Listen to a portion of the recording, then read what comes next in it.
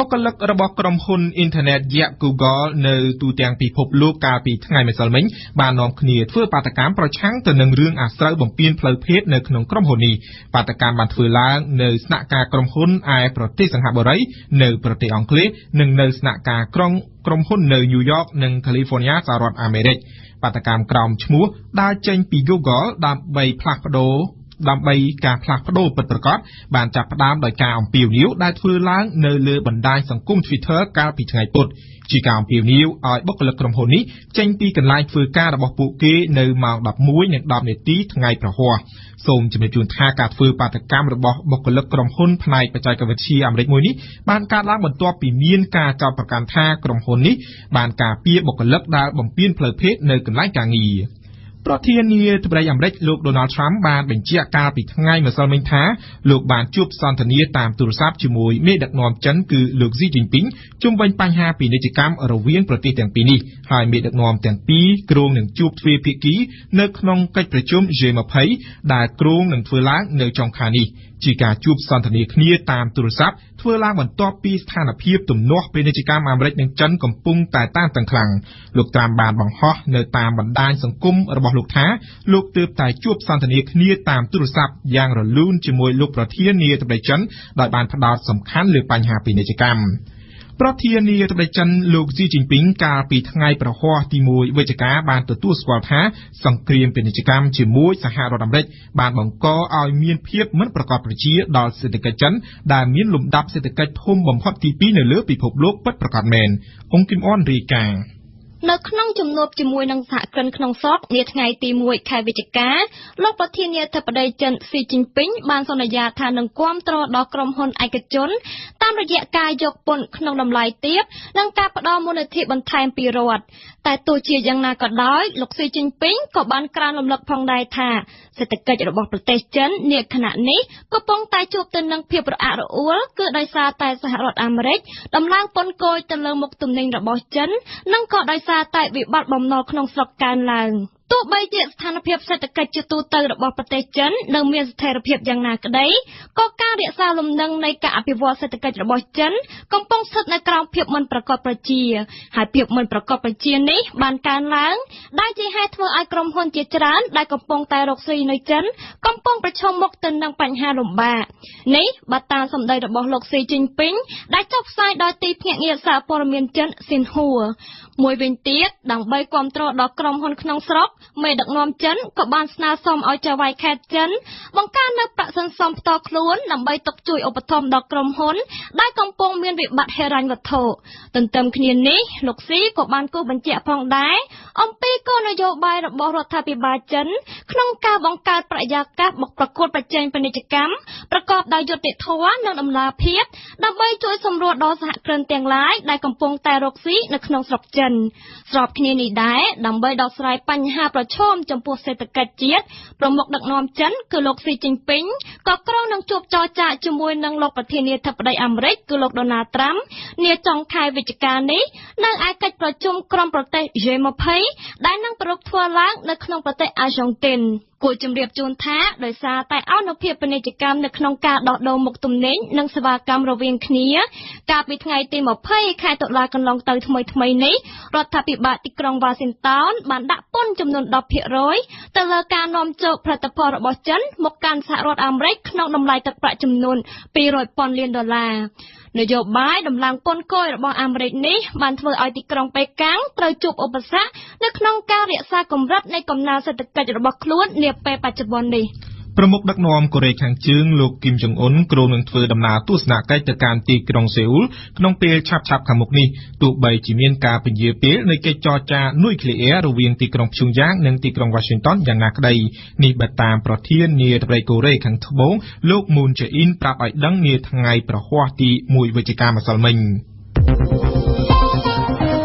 លោក Bolsonaro ប្រធានាធិបតីថ្មីរបស់ប្រេស៊ីលដែលទើបនឹងជាប់ឆ្នោតបានបញ្ជាក់ប្រាប់សារព័ត៌មានមួយរបស់អ៊ីស្រាអែលថាលោកនឹងសម្រេចលើកស្ថានទូតប្រេស៊ីលប្រចាំអ៊ីស្រាអែលទៅកាន់ក្រុងយេរូសាឡិមគួរកត់សម្គាល់ថាបើសិនលោក Bolsonaro ធ្វើដូច្នេះមែននោះមានន័យថាប្រេស៊ីលនឹងក្លាយជាប្រទេសទី3ហើយបន្ទាប់ពីសហរដ្ឋអាមេរិកនិងកាតេម៉ាឡាដែលទទួលស្គាល់ក្រុងយេរូសាឡិមជារដ្ឋធានីផ្ដាច់មុខរបស់អ៊ីស្រាអែលមកពីសេរីរាយការណ៍ថ្លែងប្រាប់កាសែតហាយុំរបស់អ៊ីស្រាអែលដែលជាកាសែតគាំទ្ររដ្ឋាភិបាលលោកនេតានយ៉ាហ៊ូលោក Bolsonaro ប្រធានាធិបតីថ្មីរបស់ប្រេស៊ីលបានបញ្ជាក់ថាអ៊ីស្រាអែលមានសិទ្ធិជ្រើសរើសរដ្ឋធានីរបស់ខ្លួនហើយគ្មានប្រទេសណាផ្សេងអាចបង្ខំឬដាក់សម្ពាធបានទេលោក Bolsonaro បន្ថែមថាមានគេសួរលោកកាលពីក្នុងអំឡុងពេលឃោសនាបោះឆ្នោតថាលោកនឹងលើកស្ថានទូតទៅក្រុងយេរូសាឡិមដែរឬទេនៅពេលណាជាប់ឆ្នោតលោកបានឆ្លើយថាលោកនឹងលើកទៅយេរូសាឡិមសូមបញ្ជាក់ថាលោក Bolsonaro ទើបតែបានជាប់ឆ្នោតជាប្រធានាធិបតីប្រេស៊ីលកាលពីថ្ងៃអាទិត្យសប្តាហ៍កន្លងទៅជ័យជំនះរបស់លោក Bolsonaro ត្រូវបានអ្នកតាមដានការគោរពសិទ្ធិមនុស្សព្រួយបារម្ភជាខ្លាំងដោយសារតែលោកប្រធានាធិបតីវ័យ63ឆ្នាំរូបនេះបានសន្យាដឹកនាំប្រេស៊ីលដោយប្រើធម៌ក្តៅសម្ដីបែបហិង្សាប្រមាថមើលងាយប្រកាន់ពូជសាសន៍តែងតែចេញពីមាត់លោកប្រធានាធិបតីថ្មីរូបនេះជានិច្ចក្នុងពេលអំឡុងការឃោសនាបោះឆ្នោតដោយឡែកគេសង្កេតឃើញថាលោកនេតានយ៉ាហ៊ូនាយករដ្ឋមន្ត្រីអ៊ីស្រាអែលបានបង្ហាញភាពស្និទ្ធស្នាលជាមួយនឹងលោកប្រធានាធិបតីថ្មីរបស់ប្រេស៊ីលរូបនេះជាខ្លាំងលោកនេតានយ៉ាហ៊ូបានថ្លែងអបអរនឹងការដែលលោក Bolsonaro បានឈ្នះឆ្នោតហើយថាជ័យជំនះនេះនឹងនាំមកនូវការកសាងមិត្តភាពកាន់តែរឹងមាំរវាងប្រេស៊ីលនិងអ៊ីស្រាអែល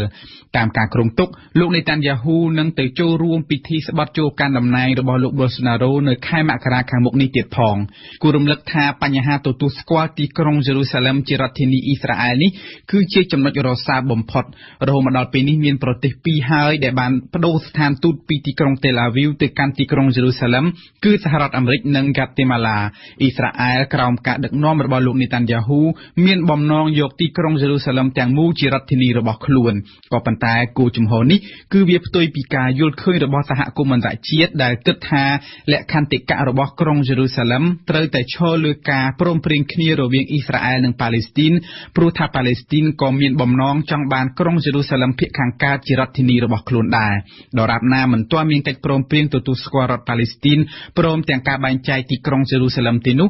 អ៊ីស្រាអែលមិនអាចប្រកាសដោយអត្តនោម័តបានទេ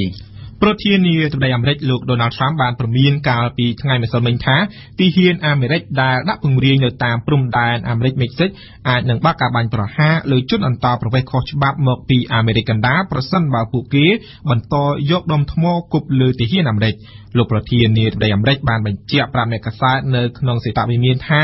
ក្រុមជនអន្តោប្រវេសន៍ប្រមាណពី2ទៅ3,000នាក់ដែលដើរមកពីអាមេរិកកណ្ដាលឆ្លងតាមមិចស៊ិកបានយកដុំថ្មគប់លើទីហ៊ានយ៉ាងហិង្សានៅថ្ងៃប្រហ័សទី1វិច្ឆិកាម្សិលមិញប្រអប់ខ្មៅមួយរបស់សាកសពយន្តហោះ Lion Air Boeing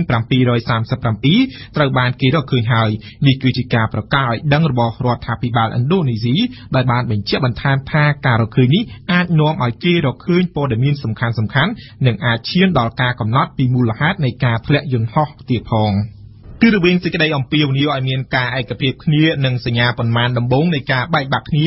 នៃសេចក្តីបារម្ភច្រើនឥតគណនាបានផុសចេញមកក្នុងខែតុលាកន្លងទៅក្នុងបរិវេណនៃលោកដែលកាន់គ្រឹះសាសនាអត្ថុកបន្ទាប់ពីប្រមុខគ្រឹះសាសនាអត្ថុកដ៏ខ្លាំងក្លានៃក្រុងមូស្គូបានប្រកាសផ្តាច់ទំនាក់ទំនងជាមួយប្រមុខប្រវត្តិសាស្ត្រនៃគ្រឹះសាសនាអត្ថុកក្រុងកុងស្តង់ទីណូបយើងស្ដាប់កែវជាយ៉ាងក្នុងសម័យប្រជុំវិសាមញ្ញនៅទីក្រុងមីនស្ករដ្ឋធានីបេឡារុសវិហារអុកតូដុករុស្ស៊ីបានសម្រេចថាផ្ដាច់រាល់ចំណងជាមួយគូប្រជែងប្រវត្តិសាស្ត្ររបស់ខ្លួននៅក្រុងកុងស្តង់ទីណូបបព្វជិតនិងសាសនិកក្រុងម៉ូស្គូលែងអាចចូលរួមក្នុងពិធីផ្លូវការរួមគ្នាឬទទួលព្រះក្រយ៉ានៅក្នុងវិហារទាំងឡាយក្រោមអំណាចប្រមុខគ្រឹះសាសនាអុកតូដុកក្រុងកុងស្តង់ទីណូបដោយមុនទៀតឡើយភាពតានតឹងនេះត្រូវបានគេរងចាំក្រោយពីក្រុងកុងស្តង់ទីណូបបានប្រកាសទទួលស្គាល់លក្ខន្តិកៈឯករាជ្យនៃវិហារអុកតូដុកនៅអ៊ុយក្រែនសេចក្តីសម្រេចនេះមានន័យថាខណ្ឌបញ្ចប់អំឡុងពេល332ឆ្នាំដែលវិហារនៅអ៊ុយក្រែនបានស្ថិតនៅក្រោមអាណាព្យាបាលវិហាររុស្ស៊ី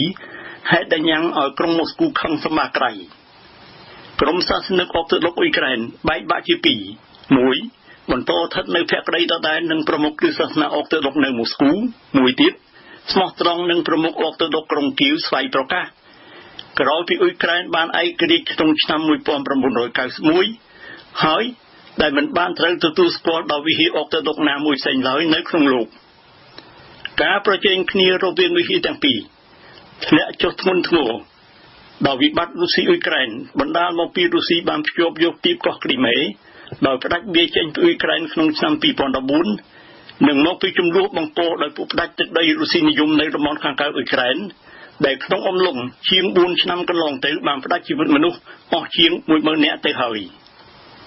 ដោយប្រតិកម្មទល់នឹងការផ្ដាច់ចំណងរវាងម៉ូស្គូនិងកុងស្តង់ទីណូប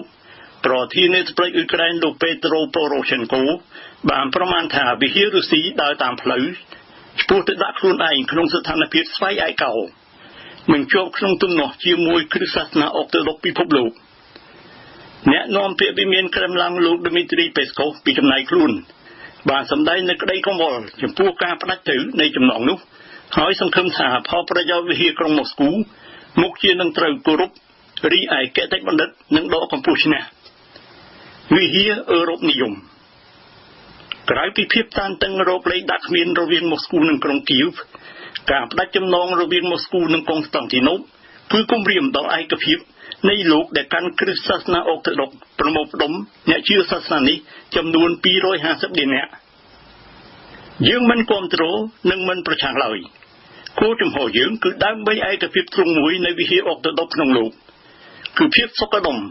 ការស្គាល់នីតិទទួលខុសត្រូវនិងភាពស្មោះត្រង់ចំពោះសណ្ដាប់ធ្នាប់សាសនាបញ្ញត្តិហើយប្រឆាំងនឹងអ្វីៗដែលបំបែកបំបាក់ការនេះថ្លែងដោយប្រមុខគ្រិស្តសាសនាអុកតូដុកសេប៊ីសម្ដេចសង្ឃអ៊ីរីណេក្នុងបទសម្ភាសន៍ទាំងបន្ថែមថាការទទួលស្គាល់វិហារឯករាជ្យនៅអ៊ុយក្រែនដោយក្រុងកុងស្តង់ទីណូបគឺជាសេចក្តីសម្រេចដែលនាំទៅកាន់ការផ្ដាច់ចំណងហើយបើកផ្លូវត្រង់ភ្លឹងសម្រាប់លទ្ធភាពពុះចែកថ្មីៗទៀតក្នុងបរិវេណគ្រិស្តសាសនាអុកតូដុកពិភពលោកនៅម៉ុងតេនេក្រូប្រមុខរងនៃវិហារអុកតូដុកលោកស្តេវូវូឈីនិក